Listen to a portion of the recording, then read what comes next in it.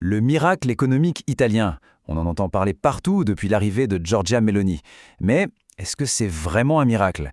Parce que quand on creuse un peu, derrière les gros chiffres du PIB, on découvre une histoire, disons, un peu différente. Et si tout ça n'était qu'une illusion bien construite?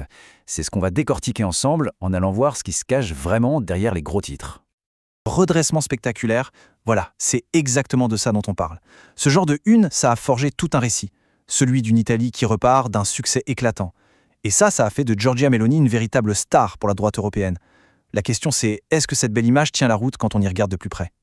Alors est-ce que c'est vraiment toute la vérité? Parce que justement, ces gros titres sont peut-être un peu trop beaux pour être vrais. La question qu'on doit se poser est simple au fond. Est-ce que ce fameux miracle économique correspond vraiment à ce que vivent les Italiens au quotidien? On va vérifier. Ok, alors pour y voir clair, on va commencer par le commencement. L'indicateur star, celui qui est au centre de toute cette histoire de miracle, le fameux PIB, le produit intérieur brut. C'est le chiffre magique qui a l'air de tout expliquer. Et là, quand on regarde ce graphique, on se dit « Waouh, c'est impressionnant !» Le PIB par habitant en Italie qui rattrape celui de la France, on a l'impression que l'Italie est en train de faire une remontada économique historique. L'image est parfaite, c'est vrai, sauf qu'il y a un détail crucial qui n'apparaît pas ici. Et voilà le détail qui change tout.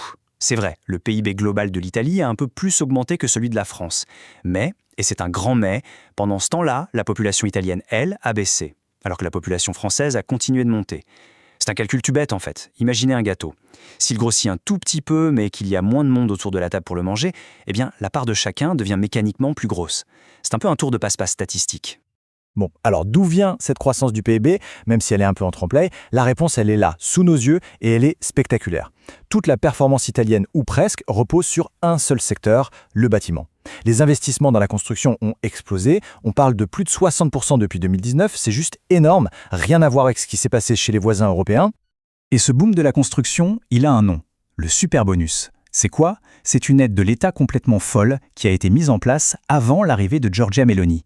Le principe, l'État remboursait jusqu'à 110% des travaux de rénovation énergétique. Oui, 110%.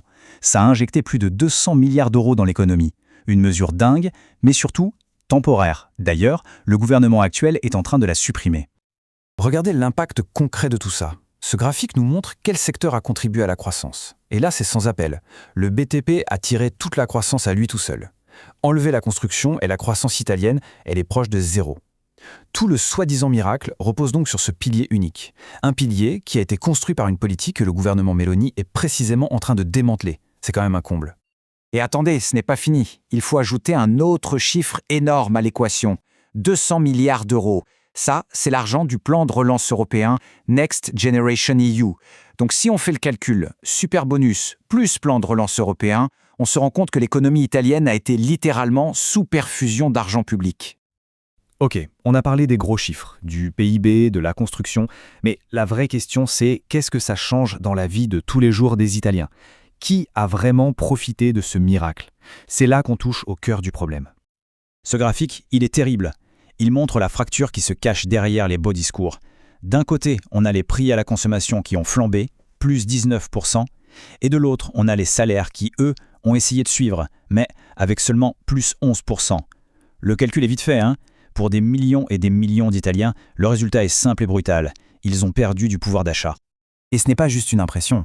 C'est le président de l'Institut national de la statistique qui le dit noir sur blanc. Une fois qu'on enlève l'inflation, les salaires réels en Italie ont baissé. On parle d'une baisse de 4,4%.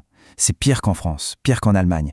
Et c'est tout l'inverse de ce qui s'est passé en Espagne, où les salaires réels ont, eux, augmenté. La conséquence de tout ça, elle est logique et elle est triste. Moins de pouvoir d'achat, ça veut dire plus de difficultés. Et donc, malgré tous les discours sur le boom économique, le risque de pauvreté en Italie reste parmi les plus hauts d'Europe. Regardez ce chiffre. Près d'un Italien sur 4 est touché. C'est bien plus que la moyenne européenne. Et pendant que la pauvreté augmente, quelle a été la grande mesure sociale du gouvernement? Eh bien, ça a été de supprimer le revenu de citoyenneté, qui était un peu l'équivalent du RSA français. Il a été remplacé par une nouvelle aide, beaucoup plus difficile à obtenir. Résultat, plus d'1 million de personnes se sont retrouvées sans rien, et pour beaucoup de familles, les aides ont fondu, parfois de plusieurs centaines d'euros par mois. Alors la justification du gouvernement, c'était de dire « on veut que les gens retournent au travail ». Sauf que ce graphique vient complètement démonter cet argument.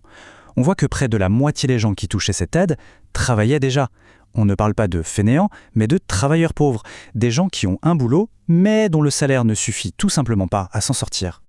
Et ça nous amène directement à un point central, les contradictions, parfois énormes, entre ce qui est dit en politique et ce qui est fait en réalité. On se souvient tous de la campagne, non? Le discours était très dur, surtout sur l'immigration. La grande promesse, le slogan choc, c'était le blocus naval pour bloquer complètement les arrivées de migrants. Et la réalité, maintenant qu'elle est au pouvoir, c'est exactement l'inverse. L'Italie manque de bras, sa population diminue. Du coup, le gouvernement prévoit de faire venir près d'1 million de travailleurs non européens d'ici 2027. C'est un virage à 180 degrés, pour ne pas dire un tête à queue. Et cette pirouette, on la retrouve un peu partout. La candidate qui se présentait comme anti-système, qui critiquait l'Europe à tout va. Elle est devenue la meilleure alliée de l'établissement européen. Elle est pro-OTAN, elle applique les règles d'austérité budgétaire, et elle accepte avec un grand sourire les 200 milliards de ce même Bruxelles qu'elle passait son temps à critiquer. Le changement est radical.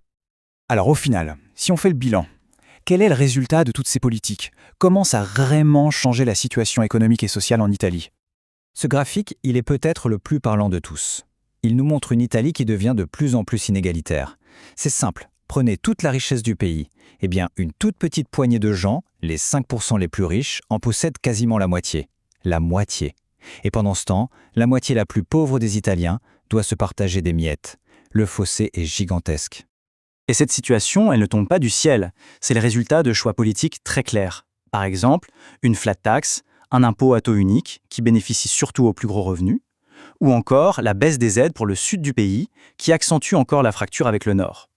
Et puis, il y a aussi tout le volet sociétal, avec un virage conservateur très marqué. Donc, la conclusion qui ressort de toutes ces données, elle est assez claire. Derrière la belle vitrine du miracle, on voit se dessiner une méthode, une stratégie, des politiques qui, dans les faits, semblent appauvrir les plus fragiles pour avantager les plus aisés. Et tout ça, ça nous laisse avec une question de fond. Finalement, comment mesure-t-on la vraie santé d'un pays? Est-ce que ce sont les chiffres qu'on met dans les journaux, le fameux PIB, ou est-ce que c'est une richesse qui profite vraiment à tout le monde?